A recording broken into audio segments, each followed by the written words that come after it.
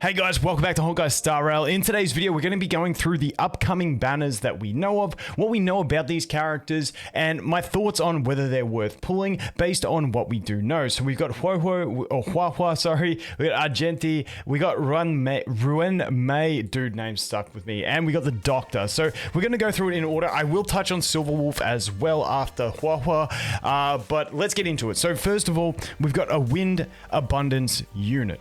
Now, the general gist of it is, and I'll go more deep into her own video in the future, but basically the skill is going to be a heal that's going to, you target one ally, it's going to heal them and the ally adjacent either side of them for the same amount by the looks of it from what we could tell. And it's also a passive that's going to allow a heal over time on your allies that can proc even when they cast their ultimate. So we'll have to wait and see specifics of how that works, but we got a skill that can heal and we got the passive that can heal that add by the sounds of it on the dev live stream activates after using the skill. So we will, down the bottom note here, we will need to use skill points with this character. Not going to be like something like a Locha where you got infinite healing and never really need to use a skill point. You will need to use those skill points, so not as positive as Locha.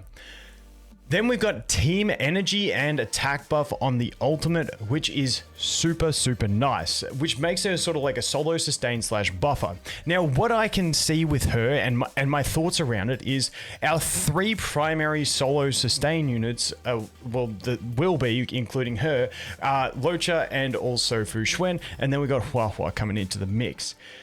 Now, Locha is that character that is incredibly skill point positive. That's his like supportive ability outside of healing.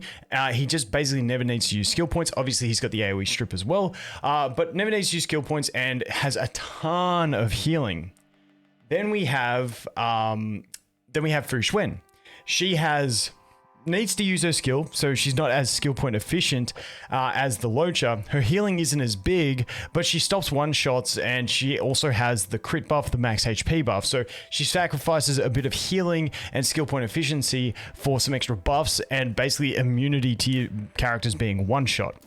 That's what she brings. Now we have Huahua. Now what I see is Huahua as being as the more harmony style sustain unit, and I feel like we'll have to wait and see numbers, but maybe this character isn't going to be as strong of healing capacity as something like the Locha, and won't have the defensive capabilities of something like the Fu Xuan, but she's trading those things off for having more offensive capabilities with the team energy and attack buff, and I think she's just going to be that more offensive solo sustain unit that maybe you early game might not be enough to solo sustain, maybe you still need to run a tank with, but for people that have been playing since the global launch, I feel like if you don't have two solid sustain units at the moment, or you are struggling still with your sustain, she's going to be a great option.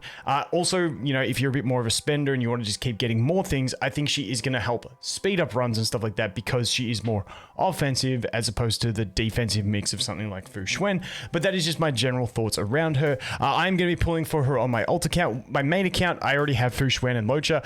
I don't really need that other one, even if she is like a bit more efficient for fast clears and stuff like that. I'm set on sustain on that account, so I don't need it. Whereas my other account, I don't have either of those two, so I'm going to pull on this banner. Let's jump over into Argenti, and just before we talk about Argenti, I want to mention Silverwolf, because Silverwolf is getting the rerun. Now, both of these banners will have links on the banner, so the Silverwolf with links isn't a bad bet. Also, we are going to have Hanya on these banners as well, which is another new character, the new 4-star, who we'll cover in a future video as well, more in depth. But with Silverwolf, I feel like if you've been playing since Global and you're comfortably brute forcing your way through stuff, maybe you got a Dan, maybe you got a Jingliu, you can kind of just punch through stuff. So Silverwolf is still a fantastic character, great for single target bosses, changing that weakness so you can bring whatever you want.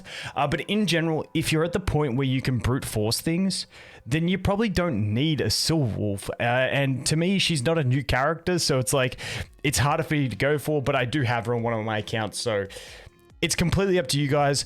I prefer looking towards the new characters than the rerun banners, but if you really wanted that Silverwolf, you want to go for a mono quantum team, her banner will have the links on it, meaning that there's your sustain unit, there's your the core of the mono quantum team.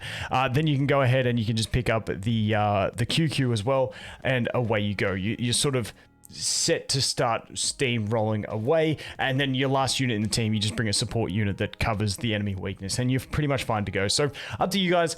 That's my thoughts on Silverwolf. Still fantastic unit, but no longer as priority as she was when she came out. Argenti though, this guy, I'm just not sure on. Heavy AoE damage. From what we know, his skill is full AoE. His ultimate is full AoE. His ultimate can use excessive energy, so it's like he's got a double cap by the looks of it on his ultimate that can make him deal more damage. And then it does extra damage to a random target when he uses his like double energy proc, double energy cap of his ultimate. Now that single target damage, I've got the question mark, is it going to be enough to make him like a hyper carry type unit? We've seen the destruction units with Jing Liu and Dan IL just be completely crazy for both AoE and single target. My concern with Argenti is that he is not going to be strong enough in the single target realm. We know that he does have something in his kit that does offer that extra single target, but whether it's enough to make him like a real hyper carry target, we will have to wait and see. The other sort of question that I put there is new AoE content focus.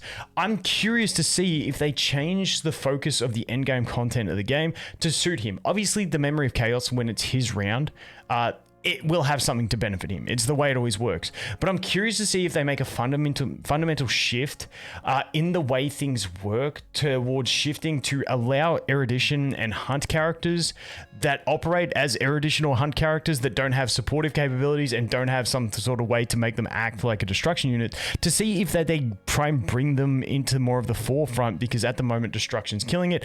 We don't know. We'll have to wait and see. But he's a pretty basic character to understand, in my opinion, from what we saw. You do AoE damage and you clap shit AoE. That's the gist. So let's move on from Argenti. Now, the next one we have is Ruan Mei. Now, she is... We don't know skills on these next two characters, but I feel like her... One, she just looks amazing.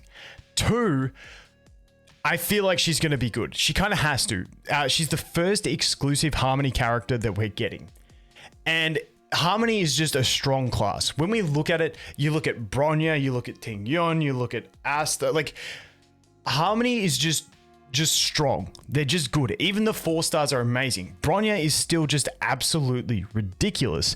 And when you're competing with Bronya, who's a standard banner unit, and you are the first exclusive unit of that class, you've got it. Like, they're not going to make her worse than Bronya, in my mind. Like, I could be completely wrong on this take, but because of that high competition base with Bronya, with Ting Yun, with the 4-stars, I can't see any world in which this character is going to be bad. And if I had to guess, not knowing anything about her, I would say she's going to be like one of the strongest units we get, just based purely on the fact that Bronya is so strong and Bronya's a standard banner Harmony.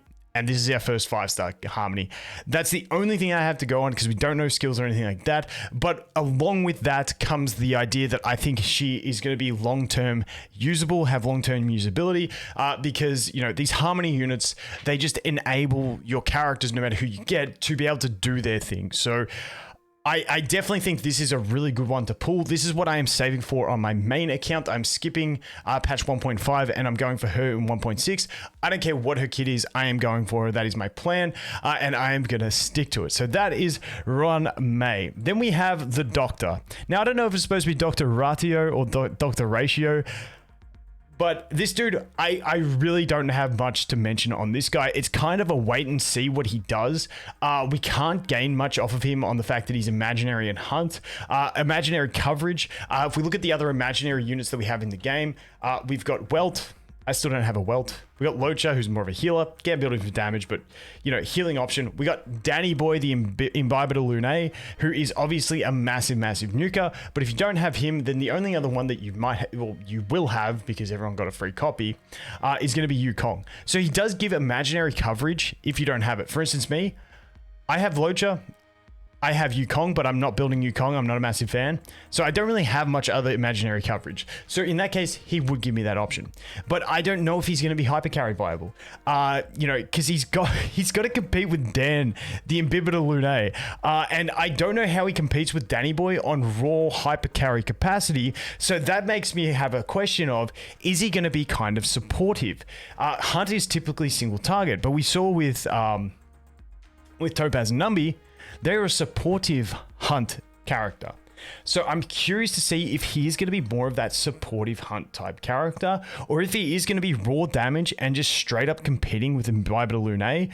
And I honestly have no idea. So we'll have to wait and see on this guy. For him, I feel like by the time, you know, if you're choosing between him and Ruan Mei, that we're going to get information on them at the same time. So you'll be able to make that decision. Also, if you're looking at Argenti, we should get information on them before Argenti finishes. So you, in that case, if you're like going, maybe I get Argenti and maybe I get him for a damage dealing option, well, Argenti's banner will still be on by the time we get the dev live stream for these two. So you'll be able to wait and make that decision. So if you're making a call like that, I would hold out on your pulls for Argenti until we see exactly what's happening with these two in the dev live stream, and then you can go ahead and make your decision from there. So that is my thoughts on the upcoming characters. Like I said, I think the 2 star picks are going to be Ruan Mei and Huahua, because they are just, you know, it's always those supportive characters that really shine, unless we see Argenti or the Doctor doing something ridiculous with their damage that makes them absolute top tier, kind of like we had with Imbibitor Lune and Jing Liu. So let me know, guys. I know you're all saving for her. Anyway, thanks for watching. I hope you have an awesome day, and I look forward to seeing the next one. Cheers.